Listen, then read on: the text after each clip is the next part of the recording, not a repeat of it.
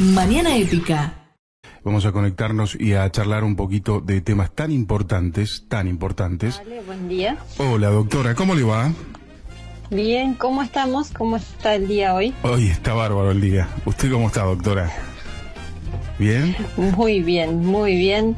Saliendo del hospital de un nuevo capítulo Guardia Neuquén. Ah, bien, me imagino que hay mucho por contar. Se podría hacer una serie de eso, ¿no? No sabemos si para Netflix o para algún cuento de terror, pero bueno, estamos. No, por favor, o Amazon. Sí. Pero me imagino que en algún momento le da un poquito de lugar a los instrumentos también, que usted es amante de los instrumentos, y queremos en algún momento alguna presentación oficial. Hemos visto en las redes algunas fotos con un instrumento como el violín, por ejemplo. Bueno, le estamos dando la bienvenida en casa al violín, nos estamos conociendo, pero bueno, ahí vamos, en esa etapa de conocimiento. Todavía nada. Vamos a intentar hacerle honor y aprender. Estoy tomando clases, bueno, vamos a ver qué tal nos va. Es tremendo. La verdad, un bello instrumento. Es tremendo el comienzo de aprendizaje del violín, ¿no? Para sacar, el sonido es un poco molesto por ahí, para algunas personas o no, o lo llevamos bien. Sí, haciendo alguna comparación, parece que estuviéramos haciendo sufrir a un gato, pero bueno. Bueno, pero ya vamos a lograr sonidos, ya lo vamos a lograr. Hasta que ronronee. Sí, por lo menos. Mi profesor está con todas las expectativas, creo que es un optimista en la materia. Hay que ser así, optimista. Bueno, vamos a entrar un poquito en tema. Hay mucho, creo yo, por hablar. Hay muchos temas y los oyentes y la audiencia está así como muy pendiente aquí en Neuquén, en Zapala, de todo lo que es, porque además, como siempre les digo, la doctora está en primera línea. Ayer, por ejemplo, estuvo en el sector COVID, ¿no? Anoche, ¿sí? Anoche estuvimos en realidad 24 horas en la guardia del Hospital Heller, y bueno, sí, con muchos pacientes COVID internados en la guardia, hubo derivaciones. La verdad que, bueno, ahí se está viviendo este pequeño y tímido aumento de lo que va a ser la segunda ola, ¿no? Vamos tanteando lo que pasa en el resto de las provincias como para ver qué nos va a pasar a nosotros. ¿Esto puede explotar en algún momento, doctora? O explotar de repente viene todo tranquilito y aparece una subida de casos como lo que está pasando y que informan a nivel nacional, ¿no? Sí, exactamente lo que ocurre en otros lugares es seguramente lo que viene con cierto delay acá en Neuquén, así que bueno, ahí estamos esperando y preparándonos para eso con las herramientas que tenemos y con los que somos, que no está tan fuerte como estaba antes. Bien. Bueno, habíamos dejado pendiente el día lunes, porque ayer tuvimos una salida extra. Habíamos dejado pendiente tema suicidio, tema muy delicado, por lo menos así fue titulado por la doctora. Y vamos a seguir con información acerca de esto, que es importante, por allí algunos indicios, algunas señales de que puede llegar a afectar a personas, y empezar a dar señales de lo que puede llegar a pasar, ¿no? Sí, Ale, habíamos empezado con este tema, bueno, haciendo una mención a que fue un aniversario más de la muerte de Kurt Cobain con su grupo y todo lo que implicó, y habíamos tocado, bueno, sutilmente el tema, intentando en estos días de encuentros ir desarrollándolo un poco más. Recordar que el suicidio es la segunda causa de muerte entre las personas jóvenes, de 15 a 29 años, segunda causa de muerte. Recordemos que la primera es todo lo que es trauma relacionado a incidentes viales y violencia. El suicidio, segunda causa. Y hay algunos mitos y algunas cuestiones importantes a saber y a desarrollar. Primero, que preguntar sobre el suicidio o acerca del suicidio no va a hacer que la persona tenga más probabilidades de hacerse daño. Es importante abordar este tema y de alguna forma, como decimos nosotros comúnmente, bancárselo, este tema, animarse a preguntar. Hay algunas sugerencias en relación a estas preguntas. Un segundo punto es identificar los factores de riesgo, ¿no? ¿Quiénes son las personas que tienen mayor riesgo de suicidio? Y buscar los factores que los protejan. Y después, bueno, cómo se aborda y cómo se va ayudando a estas personas y qué herramientas podemos dar, aún sabiendo que muchas veces es muy, muy difícil el manejo. Los médicos no tienen que tener miedo, no tenemos que tener miedo de preguntar acerca del suicidio. Y yo te quiero nombrar algunos factores que aparecen como factores de riesgo o factores que ponen en riesgo a personas dándoles una mayor probabilidad de cometer suicidio. Y estos son episodios anteriores de hacerse daño a sí mismos. Si vemos a esas personas que se han lastimado o se han generado algún daño, muchas veces vemos que aparecen con cortes en los antebrazos o algún episodio previo de daño a sí mismo, cuidado, es un factor de riesgo. Acá viene otro que seguramente va a generar algún tipo de molestia y es el género masculino. Tenemos estadísticamente una mayor cantidad de fallecidos por suicidio varones que mujeres. Históricamente se dijo que la mujer tendía a ser más de avisar o hacer una cuestión más de llamar la atención y que el varón lo concretaba. Por ahora las estadísticas siguen diciendo que el género masculino es un factor de riesgo para cometer suicidio. Otro punto es el estar desempleado y mira cómo con una foto estática de lo que está pasando en el mundo, la cantidad y el aumento de este problema, Ale, con este tema en pandemia. Es increíble, realmente es increíble, y hemos visto casos, ¿no?, dentro de lo que fue el aislamiento preventivo, como se lo ha llamado, el encierro para muchos, que ha tenido consecuencias en algunas personas al llegar a esta situación, ¿no?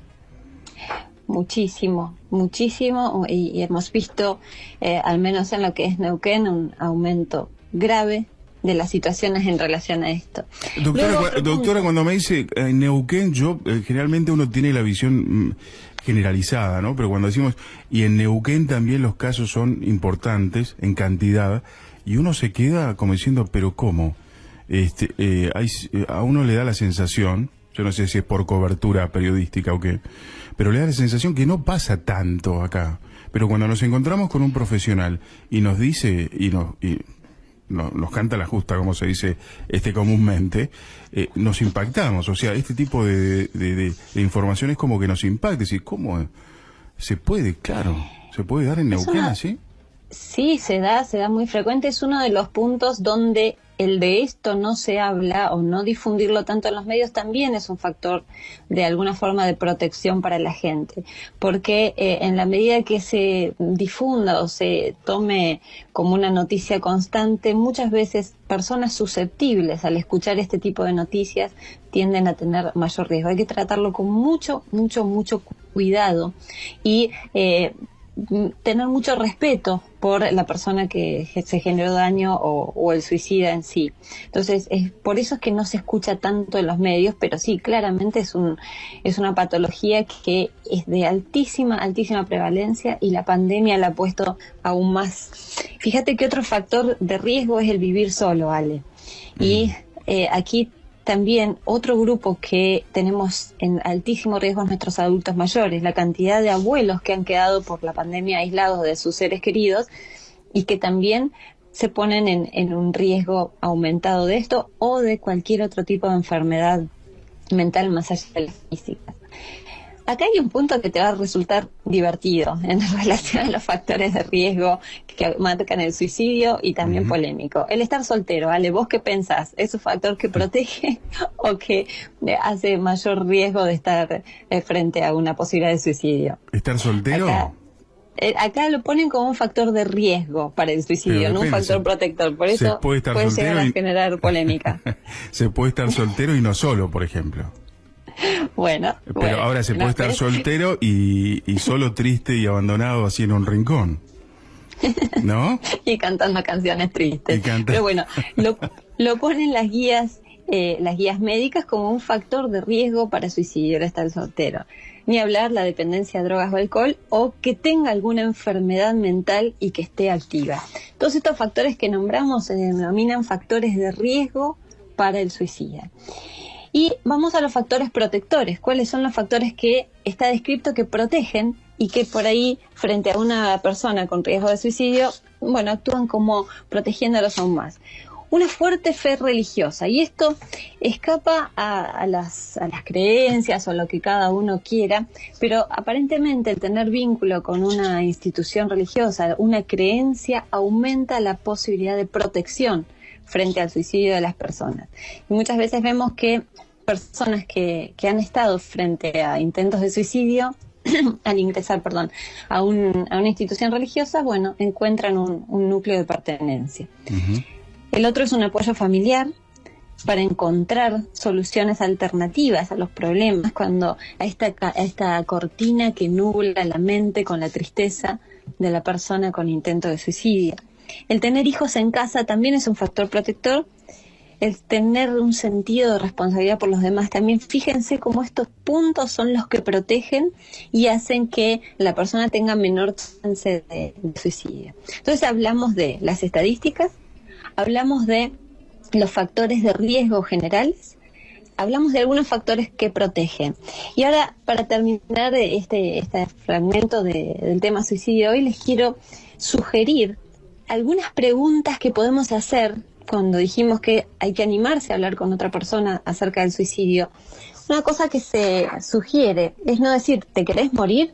Ir así directo por ahí no es tan bueno, pero por ahí ir con algunas preguntas como ¿cómo estás de humor? ¿Cómo te sentís hoy? O hacer una introducción al tema y decir, a veces las personas que se sienten mal pueden empezar a sentirse sin esperanza sobre el futuro. ¿Te ha pasado esto? Cuando ustedes tengan algún conocido o algún familiar que vean en riesgo. Otra pregunta que se puede hacer es, ¿tuviste alguna vez en tu cabeza una sensación que la vida no vale o que la vida no vale la pena? Todo esto es para ir abordando a la persona con riesgo de suicidio. Otra pregunta que podemos hacer, ¿qué clase de pensamientos tuviste?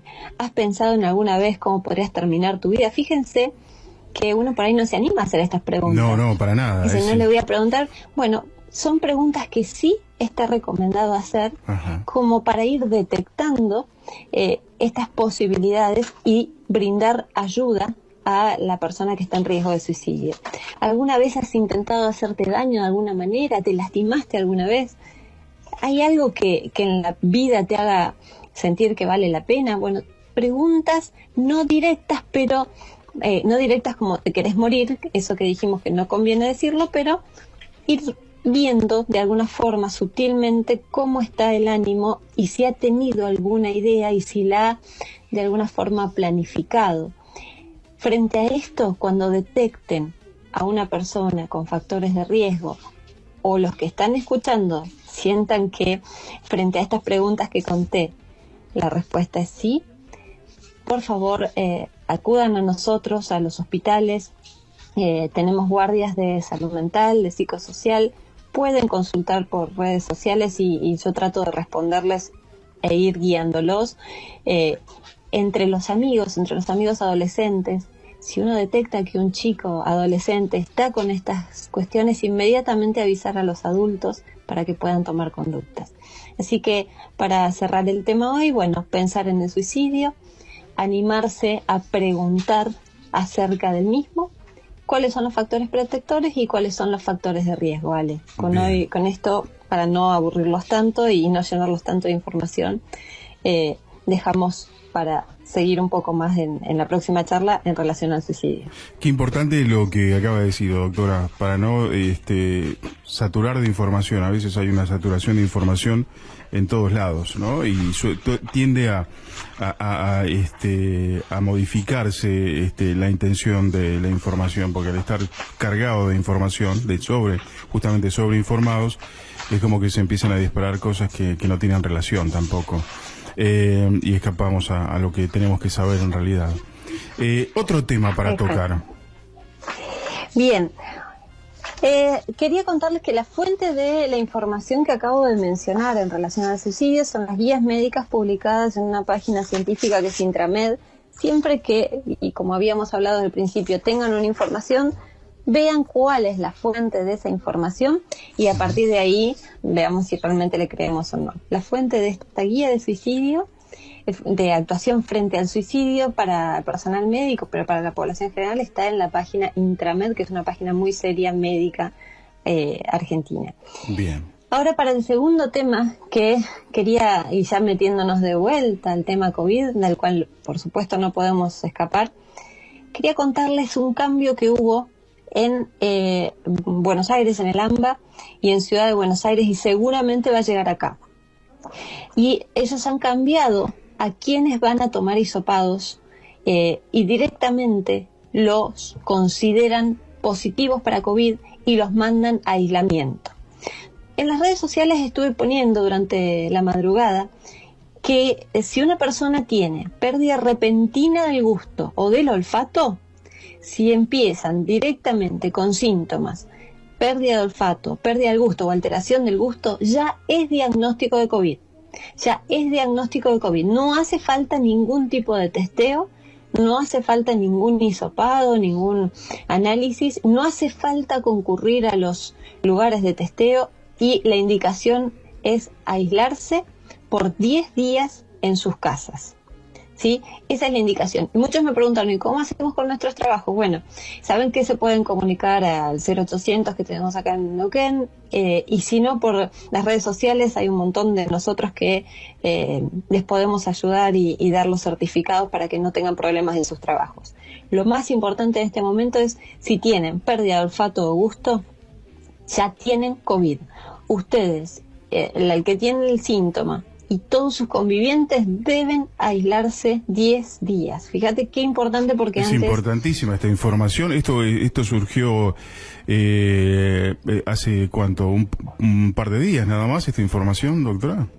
Un par de días, y yo les voy a contar a la gente que está escuchando que por supuesto lo estoy haciendo estudiar a Alejandro y lo puse ayer a escuchar un webinar de la Sociedad Argentina de Infectología. Que la verdad lo digo de una persona común, que me metí un poquito en el vivo que me invitó la doctora, y había mucha información, o sea, estaban tirando mucha información muy entendible para el común de la gente, no tan técnico, ¿no? Y de eso, de estos especialistas y profesionales, surge esta data que después se replicó en las redes, y que fui viendo también cómo se viralizaba. Así es, por eso, sitios oficiales de información cortita, precisa, que sirva. Volvemos a decir este punto: pérdida de olfato, alteración en el gusto o pérdida del gusto, usted tiene COVID. No existe ahora otra enfermedad, otra situación que lo genere. Si usted empieza con eso, o alguien de sus familiares o algún conocido tiene COVID, indicación de aislarse. ¿Hay algún tratamiento? No hay ningún tratamiento. ¿Qué tienen que hacer en sus domicilios? Tratar de no infectar a los otros. En general, cuando aparecen solo estos síntomas, la evolución tiende a ser leve. Si empiezan con fiebre, dificultad respiratoria, falta de aire, por supuesto, se contactan con el sistema de salud. Me pueden escribir a mí por las redes sociales. Yo trato de contestarle a todos los pacientes que me van consultando. Les doy mis teléfonos. Eso no hay ningún problema. Lo más importante es no seguir replicando la enfermedad y tener entre todos esta forma de cuidar a los demás. Pérdida de olfato o gusto, usted tiene COVID, no hace falta ningún testeo, no hace falta ningún estudio, ningún tratamiento, se queda en su casa aislado 10 días, que es el periodo de contagio. ¿Vale? Importantísimo tener en cuenta las redes sociales de la doctora. La encuentran como Luciana Ortiz Luna, @Luciana Ortiz Luna, en Twitter, en Instagram, en Facebook, ¿no? Allí pueden hacer las consultas, pero y los grupos de emergencias, que es Medicina de Emergencias Neuquén, tanto en Twitter como en Facebook, y ahí vamos a ir poniendo toda esta información como para que tengan al día y sepan qué hacer. Pero además contestamos casi todo lo que va llegando, por ahí un poquito más tarde, pero se va contestando. Bien, pasemos al tema vacunas. Esto lo vamos a estar reiterando, el tema de que si este último consejo, porque es la última información en cómo detectarlo nosotros en el domicilio y en nuestra persona, cómo detectar que tenemos el COVID. Es algo para seguir replicando durante todo el tiempo y que la gente esté muy atenta. Perdón, no es necesario el hisopado entonces, sabiendo que uno tiene esto, ¿no? O sea, no tenemos que ir a hisoparnos. Con esos síntomas no hay que concurrir a hisoparse, directamente ya sabemos que es diagnóstico, nos tenemos que aislar, y si necesitan constancia para sus trabajos se ponen en comunicación telefónica con el sistema de salud, con sus médicos, conmigo por las redes sociales, y así les extendemos las constancias. Bien. Y los cargamos en los sistemas, por supuesto, porque tienen que quedar registrados en los sistemas de registro de COVID. Bien, ¿cómo viene el tema vacunas, doctora? Para también cerrar esta charla de hoy. Tema vacunas, van a estar llegando, anunciaron alrededor de 4.000 vacunas hoy, si no me equivoco. Y bueno, se trata de llegar en tiempo récord a tener una cantidad de vacunados importantes, pero hoy miraba los de primera dosis, segunda dosis. ¿Esto cómo es? ¿El que tiene primera dosis puede tener COVID? ¿No? ¿Ya lo protege? ¿Cómo es el tema de las vacunas? Perfecto, y en respeto al tiempo, ¿vale? Que nos quedan unos muy poquitos minutos, el tema vacunas lo vamos a ir desarrollando punto a punto durante estas charlas. Hoy voy a tocar 3 preguntas comunes de vacunas. La fuente de la información es la página de la Sociedad Argentina de Infectología, ahí las pueden encontrar, y nos cuentan, bueno, las preguntas que todos nos hacemos en relación a las vacunas, todas estas que estás mencionando vos. Yo voy a contar 3 preguntas con sus respuestas que, por supuesto, saqué de esa fuente de información. La distribución de las vacunas se hace en forma general para todas las provincias y se va dosificando el Ministerio de Salud de la Nación según el tipo de población y el tipo de riesgo que tiene cada una de las provincias. Así que tenemos que confiar en que ese tipo de distribución sea equitativa y que vaya llegando a los grupos más vulnerables. Ahora, ¿qué es una vacuna? Para la gente, para todo el mundo, ¿qué es una vacuna? Bueno, son preparaciones biológicas que, por supuesto, son preparados en los laboratorios, que se generan para que el cuerpo tenga una inmunidad activa y duradera. Quiere decir que tenga una protección contra una enfermedad determinada. Y se desarrollan a partir de virus, de bacterias, de algunos productos derivados que pueden estar vivos.